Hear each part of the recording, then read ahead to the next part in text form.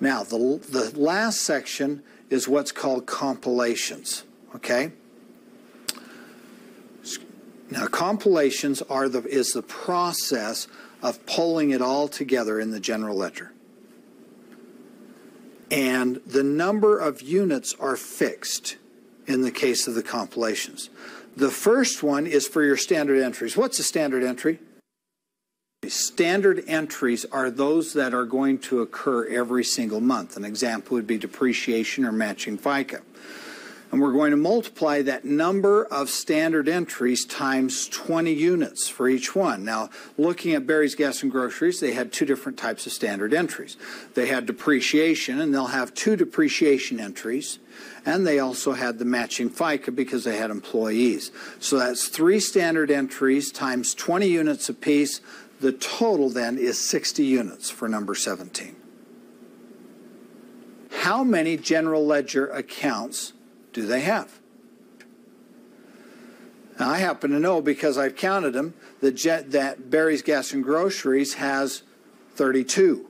Okay? I've counted them. Now, it's nice when you have a general ledger to look at, because you can just count them and put it down.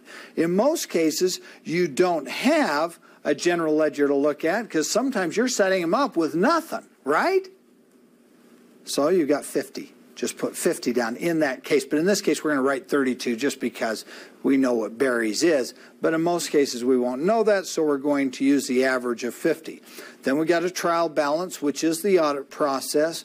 We have the balance sheet. We have the income statement. Each of them is 35 units.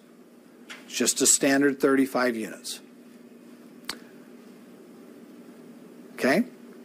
Now, if they want you to do the quarterly payroll reports, you're going to include 50 units each month. Now, you're only going to have to do the reports once a quarter, so that's every 3 months. So during the 3 months, you will be accumulating 50 units to do those quarterly reports so that you're actually paid for it. And that, in other words, the value or the benefit is, at the end of the quarter, you're not going to give them a premium charge and ask them to pay more. They will have already paid you for that through that accumulation. So the whole quarter would be comparable to 150 units, but you're going to charge them on a monthly basis. So go ahead and put 50 down there, because he does want us to do this.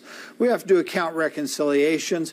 If we know what accounts we're going to reconcile, we can multiply it, 25 units each. In most cases, we don't know at this point, so I always assume just one account will be reconciled, and I put 25 units down there just to allow for that. Now, it's a little buffer as well. And then it says bank reconciliations. It's 25 units for each active bank account that you're going to have to reconcile. Some companies might have 2 or 3 or 4 different bank accounts, and each of them has to be reconciled. So you're going to multiply that 25 units times that 4. But if they only have one bank account, as in Barry's Gas and Groceries case, it's only going to be 25 units. So we're going to put that down.